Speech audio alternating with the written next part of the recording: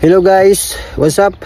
Ngayon guys, papaanda rin natin yung tubig dito sa water pump kasi kulang yung supply ng tubig. Medyo mababa, mahina ang dating. So ito yung balon guys, ilagay tayo ng tubig. Ito yung solar sa taas. Yan po ang solar. Patay dito ng tubig, ilagay dito. Dito natin ilagay yung tubig kabilang ano. Yan natin ilagay para agos yung sisip-sipin yan. Yung solar sa taas, dito po yung pinaka main switch nya. Ito yung wire galing sa taas guys.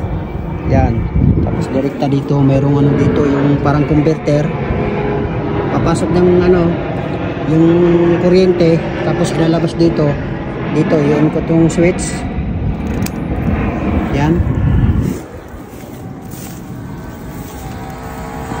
So narinig nyo guys, mandar na yung motor. Ayun yung motor sa ilalim. Ayan yung nagsisip-sip ng tubig sa balon. Ayan. So ibababa ko yung ito para manghigop siya ng tubig.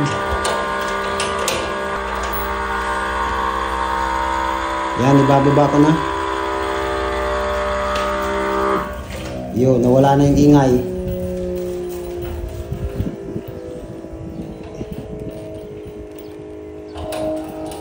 Nawala na yung ingay guys, nagsip-sip na siya.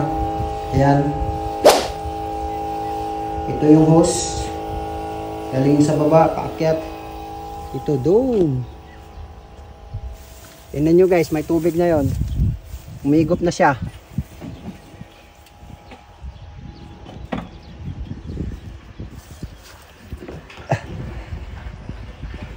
Umigop na siya.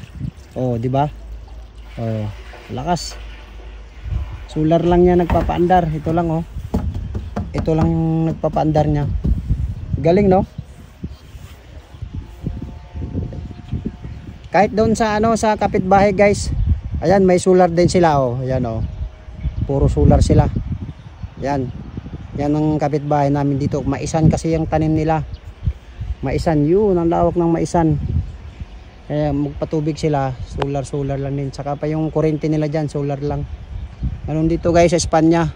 Dito na lang, maraming salamat.